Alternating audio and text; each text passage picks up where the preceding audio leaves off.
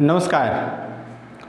आज हम हिंदी व्याकरण में लेकर आए हैं पर्यायवाची नाम। पर्यायवाची नाम क्या होता है, इसकी कैसी पहचान की जाती है, और ये काफ़ी एग्ज़ाम में पूछे जाने वाले, चाहे वो एकेडमिक कोई भी एग्ज़ाम हो, जैसे हाई स्कूल में हो, चाहे इंटरमीडिएट में हो, या कोई भी कॉम्पिटिटिव एग्ज़ाम हो जहाँ पे आपका हिंदी पूछा जाता है।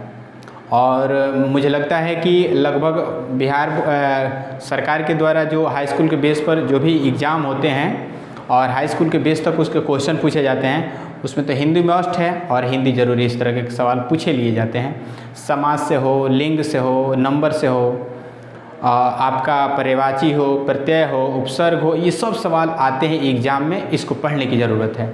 इस तरह के मैंने जितने भी डिटेल आपको जो बिंदु बोला है, जैसे समास, प्रत्यय, उपसर्ग, है ना, या लिंग, वचन, तरह तरह के संज्ञा, विशेषण, इतना सारे जो है टॉपिक जो है मैंने इस चैनल पर अपलोड कर दिया है। सबका लिंक वीडियो के डिस्क्रिप्शन है, देख लीजिएगा। उसके बाद ये सब देखेंगे, काफ़ी मज़ा आएगा। खैर, ये मेरा नया टॉपिक है, इस टॉपिक पर हम बात करेंगे पर्यायवाची। शुरू करते हैं। आइए आपको बताते हैं पर्यायवाची क्या होता है। पर्यायवाची एक होता है और एक होता है विलोम। तो विलोम तो खैर समझ में आता है कि उल्टा होता है, सीधे कोई नाम हो उसको सीधे उल्टा लिख दीजिए, तो वो जो है आपका विलोम होता है। लेकिन पर्यायवाची में कुछ अलग ही इसका रूल है। आइए बताते हैं आपको क्या होता है। किसी शब्द के समान अर्थ वाले अन्य शब्दों को, है ना, अन्य शब्दों को पर्यायवाची शब्द कहा जाता है। एक ऐसा शब्द जिसका जितना भी शब्द बने उस सब का अर्थ एक ही निकल कर आए। एक ऐसा शब्द जिसका जितना भी अर्थ निकले सबका अर्थ एक ही हो जो शब्द है, तो उस शब्द को दिए गए शब्द का क्या कहते हैं? पर्यायवाची कहते हैं। आइए आपको बताते हैं कुछ एग्जाम्पल से। देखिए, जैसे आग हो गया। अब आग को अग्नि, ज्वाला, पावक, अनल। अब इसको इसका पर्यायवाची कहेंगे, इसको इसका पर्यायवाची कहेंगे। ज्वाला इसका पर्यायवाची होगा, अग्नि इसका पर्यायवाची होगा, क्योंकि सबका मतलब आग ही होता है। ये जितना भी है सबका सब मतलब क्या होता है? आग ही होता है। समझा गया? तो ऐसा शब्द जिसका अर्थ जो है लगभग सबका एक समान होता है, लगभग सबका अन्य शब्दों के क्या होता है? समान अर्थ रखता है। ये जितने भी शब्द है सबका अर्थ जो है इसी के जैसा होता है, ये शब्द के जैसा। तो इन शब्दों को, इस शब्दों का क्या कहते हैं? पर्यायवाची कहते हैं। बेसिकली इसके याद करने के अलावा कोई दूसरा कंसेप्ट होता नहीं है। आप याद कर लेंगे तो ज़्यादा मज़ा आएगा, क्योंकि जब तक याद नहीं आप करेंगे तब तक जो है आपका कंसेप्ट जो है, मतलब ये सब चीज़ में तो याद करना ही पड़ता है, क्योंकि ये सब चीज़ मतलब काफ़ी दिमाग से भूलने वाला चीज़ होता है। आगे देखिए, कमल होता है, कमल का पंकज, पुष्कर, सरोज, राजी होता है। जैसे घोड़ा है, घोड़ा का तुरंग, अश्व, घटक होता है। गंगा का देव नदी, मंदाकिनी, भागीरथी भी इसको कहते हैं।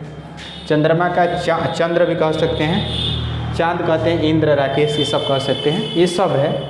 सूर्य, दिनपति, दिनकर, रवि, अरुण। अब जैसे एग्जाम में आ जाता है कि अरुण किसका जो है पर्यायवाची है, 4 ऑप्शन होगा जिसमें लिखा होगा सूर्य का, चंद्रमा का, है ना, ग्रह का, 4 ऑप्शन होगा जिसमें आपको, तो अरुण किसका होता है पर्यायवाची? सूर्य किसका होता है? सूर्य का। उसी तरह से हवा है। अब पूछ देगा समीर किसका पर्यायवाची है, तो समीर किसका पर्यायवाची है? 4 ऑप्शन होगा, हवा का, पानी का, है ना, कमल का, गंगा का, 4 ऑप्शन होगा। तो ये समीर किसका होता है? हवा का होता है। उसी तरह से पवन हो गया, अनिल हो गया, है ना, वायु हो गया। अमृत क्या होता है? अमृत का क्या होता है? अमीय होता है, अमीय होता है।